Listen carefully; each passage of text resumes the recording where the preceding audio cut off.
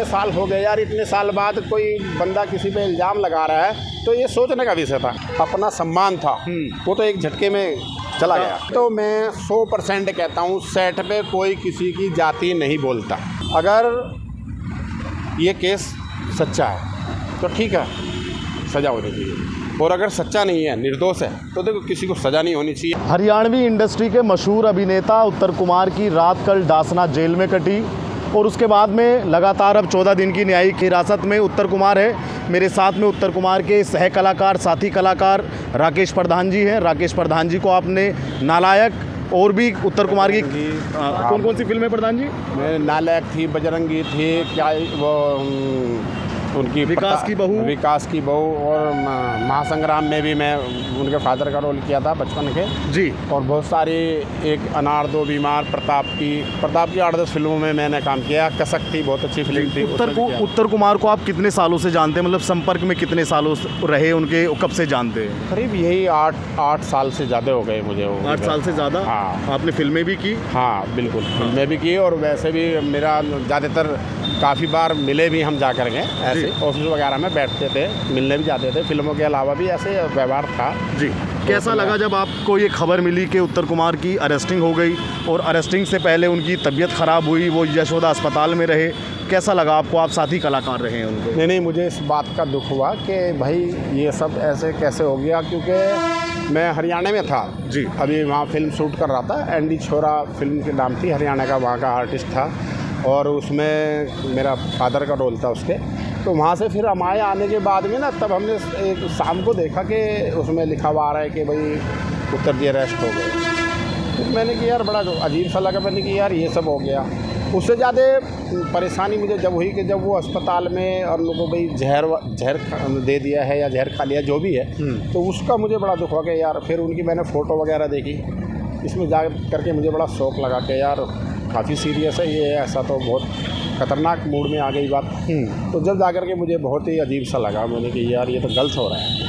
अच्छा, आपने कभी, जैसे आप उत्तर कुमार के संपर्क में 8 साल एक लंबा टाइम होता है, तो जैसे आप उत्तर कुमार के संपर्क में रहे और काम भी किया, कभी आपको सेट पे ऐसा महसूस किया कि ऐसी गतिविधियां होती थी वहाँ पे जो आज उन पे आरोप लगाए जा रहे हैं? नहीं, ये गलत बात है। सेट पे कभी कुछ ऐसा नहीं हुआ। सेट पे नहीं हुआ, जहाँ रहते थे वहाँ कुछ ऐसा नहीं हुआ। ऐसा कभी हमने अपनी आंखों से कुछ नहीं देखा, क्योंकि बल्कि उत्तर के आने पे तो और जो अगर हंसी मजाक भी चल रही वो भी ऐसे चुप हो जाते थे सब। भाई दिव्या अगर आर्टिस्ट आपस में भी हंस बोल रहे हैं उसको भी तो उसने देख करके चुप हो जाते थे। तो ये डिसिप्लिन नहीं था वहाँ पे। तो फिर इतना बड़ा आरोप एक साथी कलाकार का, एक महिला कलाकार का, फिर क्यों लगाएगी वो महिला? देखिए, मैं जब काफ़ी समय से उनसे अलग कर रहा था काम, उसके बाद की ये बातें हैं सब, ठीक है। तो जो ये गाना वाना हुआ और उसके बाद उसी के बाद ये सब कुछ है, तो उस टाइम मैं उनसे जुड़ा हुआ नहीं था, मैं अलग काम कर रहा था। लेकिन इसमें टाइमिंग को देख करके ना मुझे भी बहुत अजीब सा लगा। अरे इतने साल हो गए यार, इतने साल बाद कोई बंदा किसी पे इल्ज़ाम लगा रहा है तो ये सोचने का विषय था। भाई तुम्हारे साथ अगर गलत हो रहा था, इतना समय कैसे लगा हैं? और फिर उनका मैंने इंटरव्यू देखा, जो लेडीज़ थी वो, तो उन्होंने खुद स्वयं अपने मुंह से कह रही कि भाई मैं खुद अपने उनके मर्जी से उनके संपर्क में रही है, वो जो भी उन्होंने किया, तो ये सारी चीज़ें उन्होंने खुद कबूल करी हैं।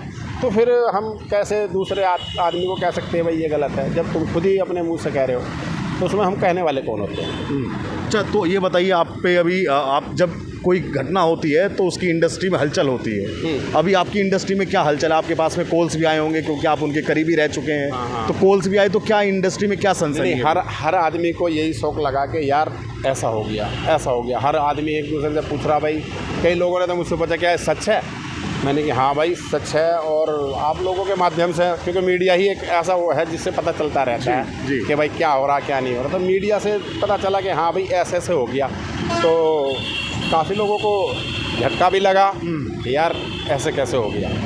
तो ये मीडिया के थ्रू ही सबको पता चल रहा है कि अभी क्या हो रहा है। तो सारा चीज़ वो जब जितने भी आपस में आर्टिस्ट हैं बहुत सारे हैं, तो परेशान भी हैं कि भाई ऐसा कैसे हो गया। अच्छा प्रधान जी, आपको प्रथम दृष्टया, मतलब जब पहली बार आपने सुना या आज भी, आप क्या सोचते हैं कि इतने बड़े स्टार पे आरोप लगना और सलाखों के पीछे जाना तो जो आजकल जो बच्चियां तैयारी कर रही होंगी कि मैं अपना एक्टिंग में कैरियर आजमाऊंगी और क्या पता मैं चमक जाऊं, तो आज उन बच्चियों का आप मानते हैं कि उनका मनोबल थोड़ा डाउन हुआ है? नहीं, बिल्कुल। इसमें देखो, इसका बहुत असर पड़ता है समाज पे। एक इतना बड़ा स्टार और उस पर जब इस तरह का इल्ज़ाम लग जाता है तो हर गार्जियन जो है ना अपने बच्चों को उस लाइन में भेजने के बारे में सोचेंगे। झूठ सच का तो देखो बाद में पता चलता है कि भाई सच क्या है झूठ क्या है, लेकिन हर गार्जियन फिर ये सोचता है यार ये लाइन में कुछ ठीक नहीं है। थोड़ा बहुत उनके ना नेगेटिविटी आ जाती है, और नेगेटिविटी आ जाती है तो फिर सोचता है अपने बच्चों को इसमें लाइन में भेजे ना भेजे। ये तो है समाज में। अभी इतना बड़ा वो स्टार पे जब इल्ज़ाम लग गया तो इसका फ़र्क बहुत पड़ेगा। अच्छा ठीक है, ये तो उनके जीवन की और उनके कैरियर की बात हुई। अगर मैं बात करूं कि 53 ईयर्स उत्तर कुमार की अभी फ़िलहाल में एज है जो अभिनेता हैं, आप क्या मानते हैं कि 53 एज में ऐसा आरोप लगना कि जो धाराएं लगी हैं काफ़ी गंभीर हैं, उन धाराओं में मुकदमा लगना क्या एक व्यक्तिगत साख को भी उनकी हानि है? अरे बहुत बड़ी हानि है। मैं कह रहा हूँ कि जो सम्मानित व्यक्ति होते हैं ना उनके लिए तो समझ लिए एक मरने बराबर वो हो जाता है काम। इतना बड़ा मतलब इल्ज़ाम लग जाना किसी पे भी, आप गलत हैं सही है उसका तो खैर बाद में पता चलता है, वो तो न्यायिक जांच होगी। न्यायिक जांच होगी जब पता चलेगा। लेकिन ये सब लग जाना, अब दोषी तो पब्लिक की नज़र में तो हो गया ना, बिल्कुल कि भाई अरेस्ट हो गया तो दोषी है जब भी अरेस्ट हुआ। लेकिन बाद में जांच होएगी, निर्दोष हैं क्या है वो तो बाद में पता चलेगा। लेकिन जो उनकी अपना सम्मान था वो तो एक झटके में चला गया। एकदम है ना, एक झटके में चला गया ना। तो ये बहुत बड़ी क्षति है। क्या इसके आने वाले समय में आपको क्या लगता है कि अगर जांच होगी, क्या कहना चाहेंगे जांच के लिए, और एक पक्ष होने के नाते क्या कहेंगे? मतलब आप भी एक पक्ष है, चाहे उसका हो या उसका हो, तो आपका क्या पक्ष है? अगर देखिए मैं पक्ष की बात नहीं करूँगा, मैं बात करूँगा सच्चाई की। अगर ये केस सच्चा है तो ठीक है, सज़ा होनी चाहिए। और अगर सच्चा नहीं है, निर्दोष है, तो देखो किसी को सज़ा नहीं होनी चाहिए, बिल्कुल नहीं। और अगर ये केस झूठा है तो फिर उस आदमी को भी पनिशमेंट मिलनी चाहिए जिसने ये फॉल्स एलिगेशन लगाए। हाँ, जो इसलिए हाँ उस पर भी फिर एक्शन होना चाहिए। मैं तो कानून से यही करूँगा कि निष्पक्ष जांच होए, जो दोषी है उसको सज़ा मिले, और जो दोषी नहीं है फिर उसको मतलब सज़ा नहीं मिलनी चाहिए, बाइज्जत बरी होना चाहिए। और उसके साथ साथ जो उसका मान सम्मान फिर अगर जाता है उसके बारे में भी कानून फिर सोचे कि भाई आखिरकार किसी आदमी का सम्मान आप उसका ऐसे ख़त्म कर दोगे तो वो तो उसके तो जीवन का सारा आपने वो कर दिया ना। तो इस चीज़ पे भी फिर एक्शन होना चाहिए कि भाई आखिर ये सब गलत क्यों किया। अब तक मैंने प्रधान जी आपसे बात की एक उत्तर कुमार के साथी कलाकार होने के नाते। अब मैं एक पुरुष होने के नाते अगर आपसे ये पूछूं, क्या इस देश में पुरुष आयोग का भी एक गठन होना चाहिए, और जहाँ पे पुरुषों की बात को रखा जाए? जैसे महिला आयोग है, महिलाओं के लिए बहुत सारे NGOs हैं, ऐसा एक पुरुष के लिए भी होना चाहिए एक पुरुष होने के नाते? ये तो आपने बहुत सही बात कही, ये होना चाहिए। कल आपके बच्चे होंगे, मेरे भी होंगे। देखिए ये बहुत होना चाहिए, क्योंकि क्या होता है हमारे देश में जो कानून होता है ना उसका मिसयूज बहुत हो जाता है,